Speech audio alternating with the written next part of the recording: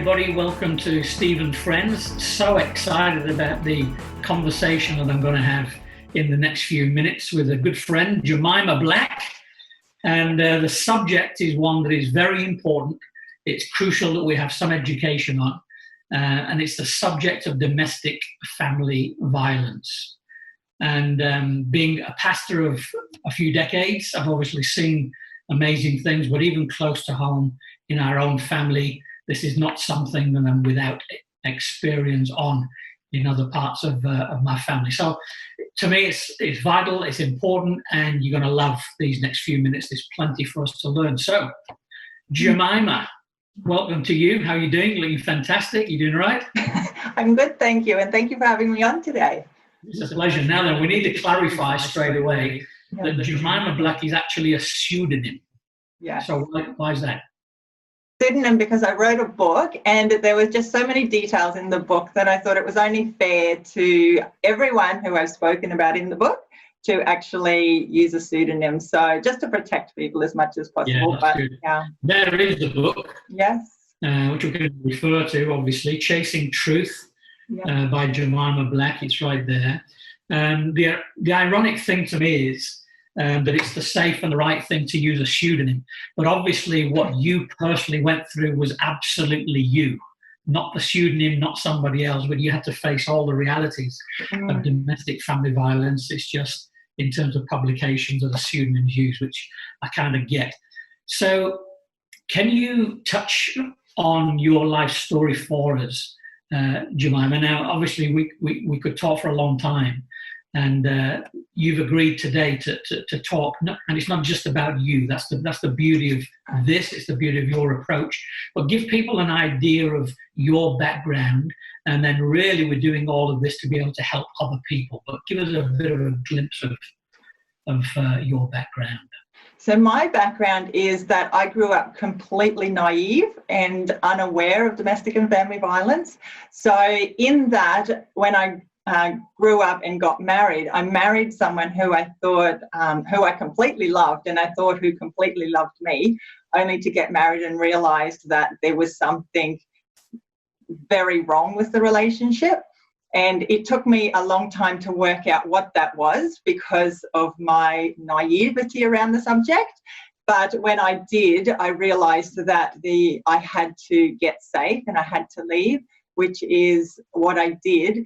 And in that leaving, I hadn't realised that there was such a long road ahead, that there was a lot to go through after leaving to completely be safe and be able to get on with my life again.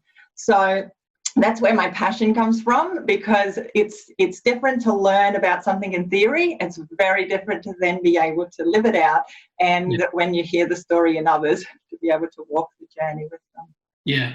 So obviously you went through domestic family violence yourself, and you also had a son. So there's a whole other layer of experiences going on in the home. Yes, it definitely adds an additional layer, as you say, when you have a child involved as well, because you're not only thinking about yourself and your safety and your future, but you're also thinking, what is it like from a child's point of view to be living in this, and what is this going to mean for their long-term future, and how do you get them safe? So definitely an extra complexity in there. But in fact, that became my driving factor to set up my life again, because I just thought he is not going to replicate this cycle. Yeah. So, I mean, I've heard your story and I've read it in here. There's control and manipulation, all sorts of things you went through. And maybe we're going to refer to one or two of those later. But can you just take us to the point, here you are, deciding that there has to be a way out of this for yourself and for your son. Just maybe the story of how you exited the house. I mean, what did it actually come to? And how nerve-wracking and dangerous possibly even was the decision to get out of the situation you were in? Yes. So things had gradually been escalating, and that's a very common symptom of family violence, that things gradually get more and more intense over time. And I just realised that I was just becoming so fearful living in that environment. And in fact, I got to the point where I was just continually on hyper alert. So I can still remember being in the kitchen and I could hear his car driving up the street after work, and it would instantly put me on alert. You know, what's it going to sound like when he closes the door? Is he going to slam the door hard, or is he in a good mood today? And just listening to all the signs that I picked up that afternoon, I realised that there was a big night ahead. And I was standing there and I was cooking steak, and he walked in and he, for no apparent reason, just started yelling at me about not knowing how to cook and not knowing how to cook steak. And he grabbed the pan off the stove and he threw it on the island bench, and he grabbed the meat and had a meat mallet in his hand and just started pounding the meat as hard as he could. And I instantly ran right around the other side of the bench just to get away from him so he couldn't physically get me. And I remember thinking, I just had my eye on that meat mallet thinking, if it comes this way, I have to duck pretty quick. And in that moment, I got myself into a room, into the study. And in that moment, I just knew I could not keep living through this. And it was interesting because I tell the story in more detail in the book, but in that moment I did manage to call my mother, and then he approached that room that I was in and she said hello, and instantly as I heard him coming, I thought, I cannot be speaking to my mother when he comes into the room, or who knows what will break loose. So I had her on the phone. He didn't know, but I left her on the phone and she heard everything that unfolded from there. And that was her introduction to what I was going through, and her advice to me was, you need to leave, and that gave me the permission then to leave. So you obviously make the decision. Even the exit itself is a massive thing. Just in a few words, explain kind of what happened on that occasion. So on that night, I knew I had to get safe, and I knew I had to keep my son safe. So when he went for a shower, I literally just grabbed this little overnight bag, threw a couple of clothes in because I didn't know if or when I would ever be back. And as soon as he had a shower, even the detail of how do you get out of the house? When the front door is deadlocked, how do you get out quickly? What if he heard me and he realised I was trying to leave? So I decided to go through the garage door because it was just one big button I had to push, and I pressed that button. And to this day, I can still remember someone walking past the house. It was dead of night, and before the door was, I don't know how far off the ground, my son and I literally rolled out under the door, jumped in the car, because we'd always made sure we parked it in a spot where we could get out if we needed to quickly. And before the doors were closed, we were out of there. Okay. So it's intense. It's very intense. It's intense. Yes. I've got to recommend, obviously, the book. To be honest, the book isn't only about your story. That's the thing that I was so impacted by. You've done this to help other people. So in Australia today, for instance, most people wouldn't be aware of the extent of domestic family violence. What does that actually look like? So what it looks like is that 1 in 6 women will go through either physical or sexual abuse. And you can say that, but that is a lot of the population. That is a lot. And then 1 in 4 women will experience emotional and psychological abuse, or 1 in 9 men, they say. So there is an issue in our community that often goes undercover. We have been speaking more about it recently, but even though it's undercover, it's very prevalent in our community, which is why I'm so proud of our church, who says this is not okay and we're going to do something about it. Yeah. So are those stats, is that the reason why you wrote the book? Definitely. It's funny when you go through a situation and suddenly you start noticing it everywhere, because you become so attuned to what it looks like that you could be sitting at church and you suddenly just pick up on a few things, and then you have a conversation with that person and you realise, hang on, they're going through it, or somebody else in a workplace, and my eyes were just open to this other world that I thought, when God popped it in my heart to write the book, I was like, I do not want to write the book. I don't want my personal details out there. But it was just this moment of realizing it was beyond myself. It's not about me. It's about helping other people. And if it took me so long to understand what was happening, imagine if I had have had that information earlier. So perhaps I would have never got into the situation in the first place, or I'd get out much quicker. All right, that's great. The reason, there's many reasons why I love the book, so thank you for writing it, Jemimah. But it's more than a narrative. It's not the story alone of somebody who's faced domestic family violence, although obviously that is threaded throughout all the examples and what's going on. But it's like the book isn't about you. It's reaching out to help other people understand how this whole thing comes together. Both those suffering from domestic family violence themselves and others, it kind of helps us understand and know what to look for to be able to help people. So I love it for all this. I'd almost explain more like a forensic book. I mean, I'm just looking at the contents, and I remember reading chapter 7 and then reading it again and making notes. Yeah. It's the chapter that talks about manipulation strategies being unmasked. And understanding, and page by page I'm reading, I'm thinking, I see that now, I get that now. People who manipulate and control, but you know what to look for, because it's obviously not obvious at the beginning. You're in love with someone. Yeah. You're blinded by love, not by the other things. But you go through all of the, different things to look for. The person needs me. It's domination by fatigue, tiring you out, drama making strategies, being angry, using deflection, sabotage, belittling people, name calling, all that sort of stuff is fascinating.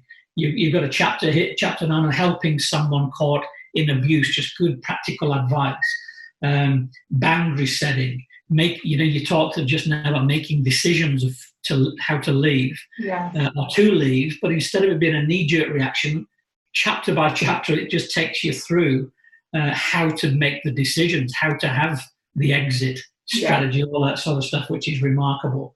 And then I love it by some of the chapters at the end, moving on and moving forward, dealing with betrayal, dealing with shame, all of those sorts of things. So it's an excellent book because it's not just a narrative, but it is so helpful and so enlightening. What would be the toughest chapter in that whole book that you wrote? I think for me, it would probably even go back to that first story that I told about the leaving. It was just such an intense moment that it was incredibly difficult to actually go through and write the details of that story. But it's in the detail, I think, that people understand when they read it, this is actually what it looks like, because you can often hear people say, well, just leave the situation. But when I left, it's almost this moment of hopelessness. Yes, I was physically safe, but look how much I had to give up to be physically safe. And in that moment, it's like, well, now I'm all alone. So what does that mean? How do I rebuild a future from nothing? And it's to say just leave is easy to say, but very difficult to actually live out when we stop to consider what are the repercussions of leaving. And no one ever does that lightly, ever. No, that's right. Let's fast forward, because who would have thought when you were in that situation with your own life endangered, that of your son as well, terrible circumstances, and now you fast forward and as a Christian, you end up working with Homes of Peace, which is an initiative out of Hillsong Church, which is literally looking after people like you, or the situation that you were in yourself. And you end up one of the key parts, one of the key leaders and people working for Homes of Peace to help other people. So did you ever dream, back then that you could use all the stuff you were going through for good? No. There is always that light at the end of the tunnel that one day life might get better again. But that is the message that I want so clearly to come across as well, that there is hope for a better future, and there is hope for such a bright future. And now I look back and I can see how God has used what was devastating at the time, and it's not undermining the devastation of what it was, but he has just incredibly used that to bring about this incredible story now that I'm able to work with people and truly understand people and feel like I can speak into a subject that I know what it's like. And the way that the church has responded when I came on board to actually consider, they didn't just jump into it without actually considering, where are we going to sit in this space, domestic violence space, doing the research around, so what is needed, what is actually in the communities now that we have available to us, because we don't have to replicate what is already there, but let's step into a space that there is still a need, which is the space that we stepped into, which is transitional housing. So transitional housing, so when someone comes out of domestic violence, they can go into a domestic violence refuge. And that is literally, you can make a phone call to an organisation and say, I am unsafe, and they can that night get you somewhere safe. And generally you can stay in a refuge for 3 months, and you get a worker to work alongside you and set up those initial crisis care, we call it. So it might be helping them through the court process, helping their children re-enroll in a different school, all those processes which are so important to get support with. But after 3 months, there is that urgency then to move them on so other people can come into the refuge. And that is where Homes of Peace has stepped in to say, yes, that's enough support for some people, but you can imagine if you've been in domestic violence for 10, 15, 20 years, 3 months is not very long to get your life back on track.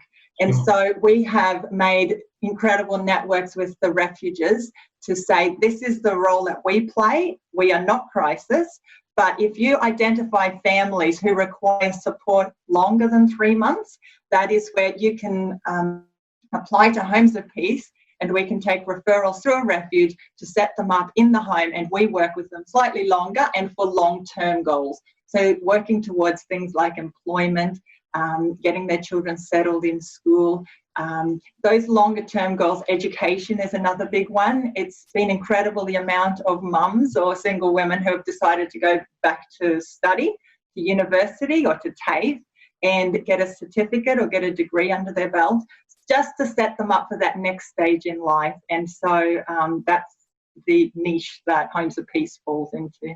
Fantastic. So how many Homes of Peace are there? All we can say is they're in Queensland. For obvious reasons. We don't publicise addresses, but how many people can we look after? How many homes are there? So we actually have 8 homes. So it's a significant number of families that we get to work alongside, and they are all full, and yes, we get many more applications than we can help, but it's the depth of work we can do with families in that time and the change that we see. Can I just describe quickly, like, often you see children come in and you can just tell that they're traumatized through their behaviors, and what someone might look at and say, oh, they're not behaving correctly. Looking at that child, we know they've actually just come out of trauma, and they're just outworking that trauma in their behaviour. You know, once they've been in a safe environment, once they've been in an environment that has fed into them hope and a future, it's incredible how many of these behaviour issues just settle automatically because they now feel safe and not frightened. Wow. Yeah, amazing.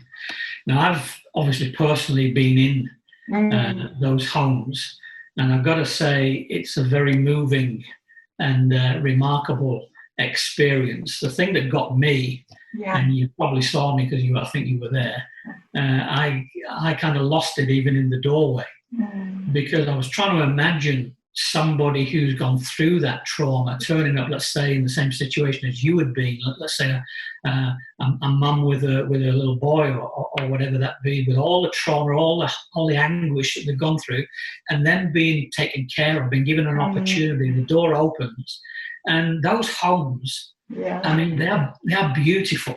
is the big welcome home sign.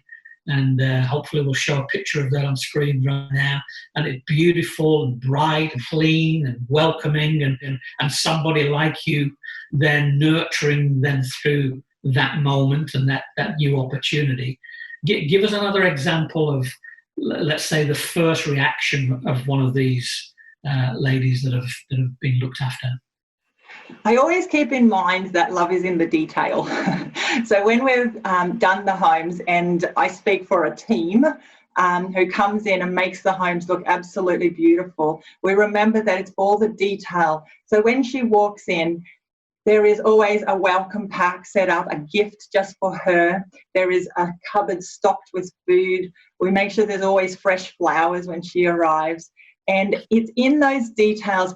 My heart is that a woman and her children will walk through the doors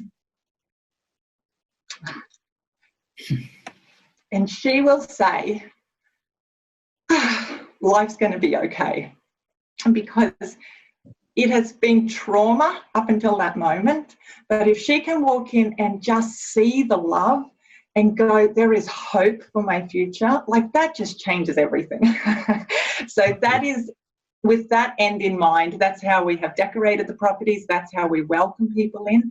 And you place value on people and they suddenly start to believe in, I can do this. And so, yeah, it's just, and if I can just give one example of a lady who walked into a place and she actually raced across the room because she was so stressed out. And then she turned around and she saw the fresh flowers and she raced back to the flowers and started feeling them. And she said, are these fresh? Are these real flowers? She said, I've never had real flowers in my life. And that is a privilege to witness that. Yeah. Well, thank you for the detail, as you say. Absolutely stunning. Now, those homes, 8 of them, you say, don't just appear. No. They cost real money, real dollars, a lot of hard work, blood, sweat, and tears. Who has been the main investor, if you like? Where does the funds come to make 8, homes exist and operate? Yes, that all comes through the Hillsong Foundation, and we cannot be more grateful or thankful for the Hillsong Foundation, who has not only spoken like our church speaks on this issue, but then backs it up with real action. And it's not cheap to run 8 properties, like, as you can imagine, the expenses that come with that and the staff that come with that. And but year after year after year has just been the generosity of those who give to the Hillsong Foundation. And so grateful. Well, very quickly, because time's almost gone, but people volunteer their time and skills as well. Give me an example of that. So I volunteer a couple in the church. When we had these 2 latest properties that needed to be renovated, they decided between them, he was an architect and a builder, and she was working full-time, and they decided that he would give up his job and she would continue to work full-time. And he came on board and literally himself fully refurbished the 2 properties, and it took him 9 months to do. So that is no small sacrifice. No, and I could tell you so many stories of the people who have become involved and their generosity. That's awesome. Now, Heart for the House, or Hillsong Church's Heart for the House, is coming right up. And many people are considering whether they're in a position or how much they are in a position to be able to contribute. The one thing that I love about our church is that while we're known for, a church planting and large church services and conferences and the music and the worship, but it's the 7 day, it's the Monday through to the following week where we're helping people at all sorts of different levels, whether that be with education and feeding people in the in India, in Mumbai, or in South Africa, or whether we're building church facilities, or whether we're involved in all the schools, midweeks, just helping connect young people. But Homes of Peace, of course, is right in the middle of all of that. And so it is the Heart for the House offering that's coming up next week that literally that money is what makes this happen. And I love being a part of a church, as you have said, Jemimah, that does that. Now, what would you say, therefore, to anybody that's considering contributing to Heart for the House in the next few days? Yes. Firstly, I would say thank you so much, because it is very generous to give so generously. And I would, but not just from me. If you could hear the thank yous that I get from the families, every single family who has been through, we have families still contact us like years later just to touch base because they felt so loved. And so I would echo their thank yous to say thank you for your contribution. I would also just say that I personally, that is a passion of mine to be part of Heart for the House. And I do that because I see how worthwhile it is. And I'm on the ground working in it. And yes, if it wasn't worthwhile, it's not somewhere where I'd put my finances, but definitely it's making a difference. Okay, well, that's wonderful. Well, thank you for your time, but I've got two final questions for you, to the point answers. If somebody's listening to this and they know, or they're concerned that there are people in their world suffering from domestic family violence, if that's a concern to them, what are you suggesting they do? I would suggest that it's such a dark issue that if it's kept in the dark, it will keep festering. So I would suggest you go to that person and that you would have a gentle conversation. And when I say gentle conversation, that requires 90% listening and 10% talking. So definitely go in and just gently ask some questions, because no one's offended if you go in with the right heart and not as an expert, but just asking the questions. Yeah. And then I would also Excellent. say pointing them in the right direction, Steve, like get a professional involved, someone who knows the services that are available. Do that phone call, make that phone call with the person to support them. Okay. And at the end of this, we'll leave up some of those contacts that you suggest for that. Final question. Somebody's listening to this. They're listening to it for a reason, because they themselves are going through domestic family violence. What do? They tell somebody.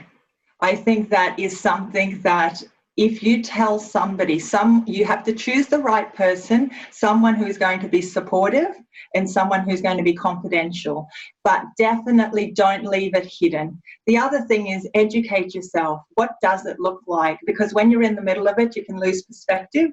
There is plenty of information on the internet around it, so read up on it, read books on it, and understand what you're going through so that you can understand the steps that maybe you need to take next. All right, that's wonderful.